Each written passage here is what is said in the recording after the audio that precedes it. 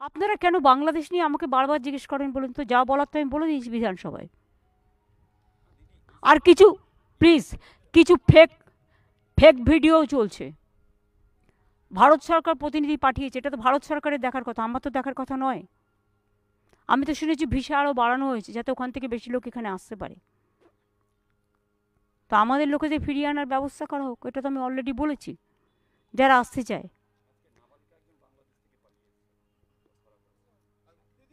ভাই আমি সেটা বলছি না, এটা পরিষ্কার কথা, এটা গভর্নমেন্ট অফ ইন্ডিয়ার ব্যাপার, গভর্নমেন্ট অফ ওয়েস্ট বেঙ্গলের ব্যাপার নয়। বারবার এক কথা আপনারা আমাকে জিজ্ঞেস করবেন না। কেউ কেউ মিসলিড করে এটাকে সাম্প্রদায়িক দাঙ্গার পর্যায়ে নিয়ে যাচ্ছে, কিন্তু এটা তো নিশ্চয়ই আপনারা অ্যাপ্রিসিয়েট করবেন। এখানকার ইমাম অ্যাসোসিয়েশন, সব ইমামরা, বড় বড় ইমামরা একসাথে বলেছেন বাংলাদেশে মাইনরিটির ওপর যে অত্যাচার হচ্ছে আমরা তাদের নিন্দা করি, আমরা তাদের প্রোটেকশনের দাবি জানাই। আমরাও সকলে প্রোটেকশনের দাবি জানাচ্ছি। আমরা চাই government of India must act. Act মানে কি? মানুষকে নিরাপত্তা দিক, মানুষকে যারা ফিরতে চায় ফিরিয়ে আনার ব্যবস্থা দিক। বর্ডার থেকে তো অনেকে চলে আসছে আমি শুনছি, কিন্তু বিএসএফ কোথাও আটকাচ্ছে, কোথাও আটকাচ্ছে না। সিভিল অ্যাভিয়েশনের থ্রুতে যারা আসছেন প্লেনে, প্লেন তো চালু আছে, ট্রেন তো চালু আছে, তো তারা আসছে তো লোকজন, ভিসা যাদের আছে, পাসপোর্ট যারা আছে তারা তো আসছেন, বন্ধ তো করা হয়নি।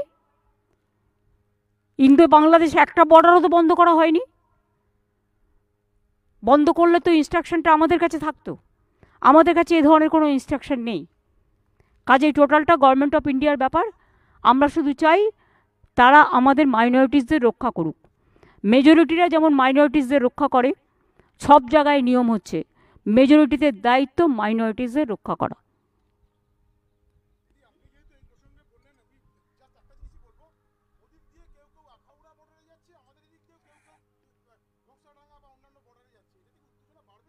এগুলো করা উচিত নয়, এটা গভর্নমেন্ট অফ ইন্ডিয়ার ব্যাপার। তাদের তো নিজেদের গভর্নমেন্ট আছে, তারা তো নিজেদের গভর্নমেন্টের কাছে জিজ্ঞেস করতে পারে কোনটা করা উচিত আর কোনটা করা উচিত নয়। যাদের বিরোধিতা করা সেটা করতে পারতাম আমরা। বিরোধী দল এখানে দায়বদ্ধতার পরিচয় দিচ্ছে, দায়িত্ব নিয়ে দায়িত্বশীলতার পরিচয় দিচ্ছে।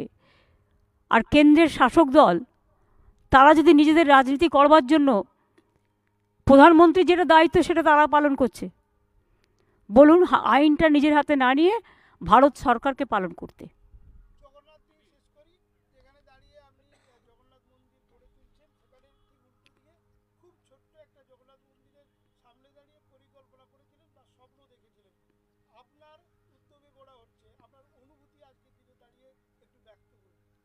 আমি গর্বিত, এবং যারা করেছেন আমি এটা তাদের জন্য ডেডিকেটেড করে যাই। অনেক শ্রমিকরা কাজ করছেন, ইভেন দেখুন এখনও দেখতে পাচ্ছেন ওই ওপরে, হয়তো চোখ পড়ছে না, অনেক ওই যে ধ্বজা যেখানে আছে, ধ্বজার জায়গাটায় অনেক শ্রমিকরা কিন্তু তখনও কাজ করছিল, আমি দেখছিলাম, এবং তারা আশেপাশে এখনও কাজ করছে। তারা তো হয়ে গেলে আর আসে না, কিন্তু ক্রেডিটটা তাদের, যারা নিজেদের জীবনের ঝুঁকি নিয়ে কাজগুলো দিনের পর দিন খেটে খুঁটে করে। আমি তাদের ডেডিকেট করছি এটা, আমার খুব ভালো লাগছে। নতুন জিনিস হলে কার না ভালো লাগে বলুন? আমরা তৈরি করে দিয়ে যাব, এটা চলবে বছরের পর বছর ধরে।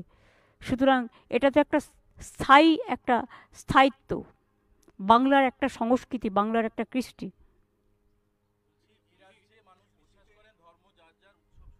ইয়েস, আমি আর এ নিয়ে কোনো কথা বলবো না। আমার মনে হয় আমার জগন্নাথ মন্দিরটাকে আপনারা আজকে গুরুত্ব দিন, এসবগুলো আজকে ছেড়ে দিন।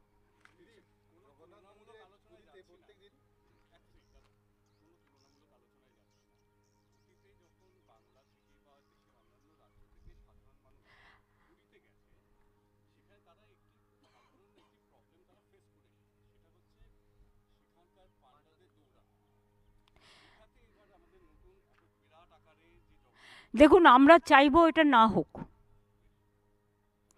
ইসকন যেটার দায়িত্ব নয় সেখানে এসব চলে না। আর তাছাড়াও এখানে ট্রাস্টি আছে, তারা দেখে রাখবে। সব দায়িত্ব তো আমি নিতে পারি না, আপনাদেরও দায়িত্ব নিতে হবে। হ্যাঁ বলুন, লাস্ট কি হয়? বললাম তো ধ্বজা তোলার জায়গা হয়েছে, ধ্বজা তোলার সিঁড়ি হয়েছে, ধ্বজা তোলার দোকান করছে, সব ব্যবস্থাই করা হয়েছে। আমি রাজেশ দৈত্যপতিকে বলেছি যারা এই কাজটা করতে পারে তাদের দুজনকে আমাদের এখানে দিতে। দৈত্যপতি 2-3 দিনের মধ্যেই আসবে, ডিএম এর সাথে অ্যাপয়েন্টমেন্ট করে দিয়েছি, দেখতে আসবে।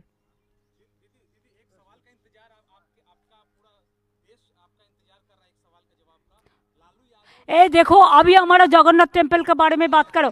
अभी हम सबको पास, मैं सबको पास आभारी हूँ कि हर नेता ने मेरे को जो रेस्पेक्ट दिया है, मैं सबको लिए मैं आभारी हूँ। मैं सबको सुस्वास्थ्य कामना करती हूँ और ये लोग अच्छा रहे, इसको पार्टी अच्छा रहे, इंडिया अच्छा रहे, ये हम चाहती हूँ। लेकिन आज हमारा जगन्नाथ टेम्पल का ओर से सबको लिए शुभकामनाएं।